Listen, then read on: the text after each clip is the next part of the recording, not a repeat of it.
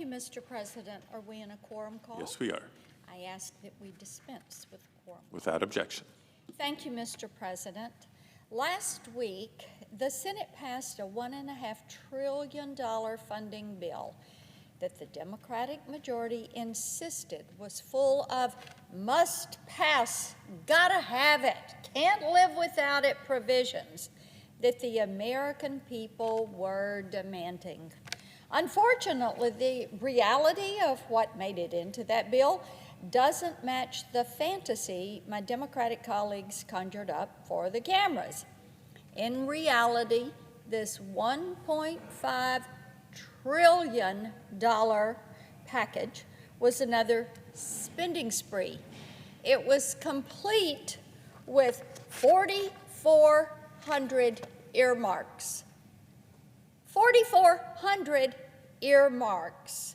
Now, these earmarks don't have any federal nexus.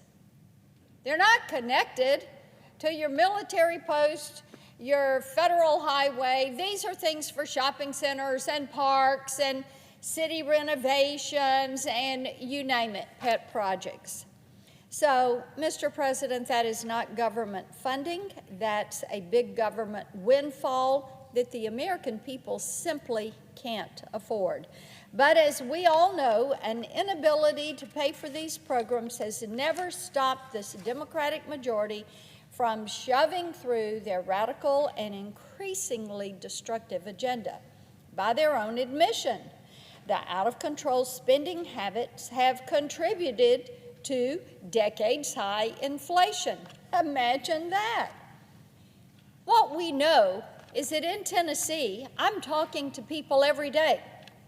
They can't afford food and gas and to pay all the monthly expenses, but for some reason, my Democratic colleagues think taxpayers will be happy to pay for their pet projects back home. All 4,400 of them. You just can't make this stuff up. The American people are really confused by this. They're also completely appalled by Joe Biden's refusal to secure the border, his refusal to invest in American energy independence, and his willingness to keep our economy entangled with the Chinese Communist Party. Every one of these points worry them. But what really scares them is the president's refusal to discuss any of it. Just don't talk about it. It'll go away. Inflation, that's transitory. If gas is too expensive, go buy yourself an electric vehicle. This is just so disrespectful of hardworking men and women. Joe Biden has caused a lot more problems than he solved during the first year of his presidency, and his constant pivots away from life or death problems have destroyed what little trust the American people had left in his ability to get the job done. They like to think that the president cares about what happens to them, the American people, the citizens, but they haven't seen any evidence to suggest that he is thinking about them.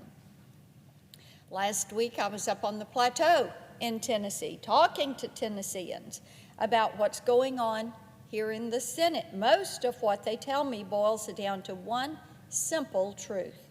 From where they're sitting and the news they're watching and the papers they're reading, it's clear that the Democrats have a very aggressive agenda, but they have no vision for the future of this country. They feel like what the Democrats want is control over their daily life, not a vision of a country filled with open doors and opportunity for all. They're not seeing that out of this agenda. Why, they ask me, do their elected representatives take such drastic measures to do things that make their lives harder, that make their situations worse. They can't figure it out. Since Joe Biden and the Democrats took control, inflation has skyrocketed. We've become energy dependent on Russia. We've abandoned not one, but 2 embassies. We hightailed it out of there. 2 embassies, cut and run. Our Border Patrol, they're apprehending known terrorists and MS-13 gang members who are coming into this country. If they're apprehending them, Mr. President, we're getting some, but not all. And now we're hearing about Russia going to Iran, saying, let me have your soldiers for hire. Let me have your proxies. The Wagner Group, which is closely aligned with Vladimir Putin. And all the time, Tennesseans are saying, well, what about these terrorists trying to come over the southern border? Are they mercenaries? Are they soldiers for hire? People are raising these issues, and this is all part of what the Democrats have accomplished this year. The American people tolerate quite a bit from their government, but one thing they won't accept is a president who shrugs his shoulders, runs from the podium, who claims to be a victim of circumstance, who is weak-kneed and refuses to lead.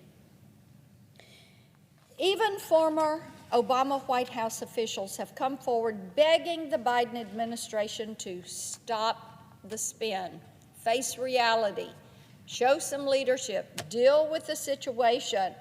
This has to be getting embarrassing even for them. Mr. President, the American people have spent the past year watching Joe Biden abandon the policies that kept the country from collapsing under the weight of the pandemic. And what has he replaced those policies with? Mandates, lockdowns that have made the country poorer, increased regulation that has stopped oil and gas exploration, increased regulation that's making it tougher on manufacturers, a push for higher taxes. That's what they're doing. And you know what? It makes people less hopeful. It makes people less free. It gives people fewer options. See, Mr. President, that's what they're seeing. The Democratic agenda is all about government control of your life. It is an agenda. It is not a vision for this country, for our children, for our grandchildren, that is rooted in opportunity for all. There's only one way to undo this damage and to stop this train that this administration is pushing as hard as they can toward socialism. The president needs to stop the spin. He needs to start listening to what people are saying, people across the country. Here's the thing. They don't want this president to fail. They don't want him to fail. They don't want this country to fail. So it means that the president is going to have to stop bowing to all of this environmentalism as a religion and climate change as a god. They need to stop that. They need to see, yes, we need to have an Operation Warp Speed to be energy independent.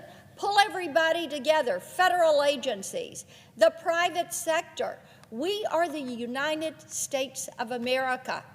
And if we had the desire, we could do this. We could be energy independent once again. We could stand strong. We could stand strong against Russia, against Iran, against China, and the Chinese Communist Party. What that is going to require is an administration and a Democratic Party that has a vision for the greatness and goodness of this country. I think that what we have to do is, Mr. President, we have to lead the way in saying it is time to show respect for the American people, to listen to what they are telling us, and to make certain that we stand for this country, standing strong for future generations. I yield the floor and note the absence of a quorum.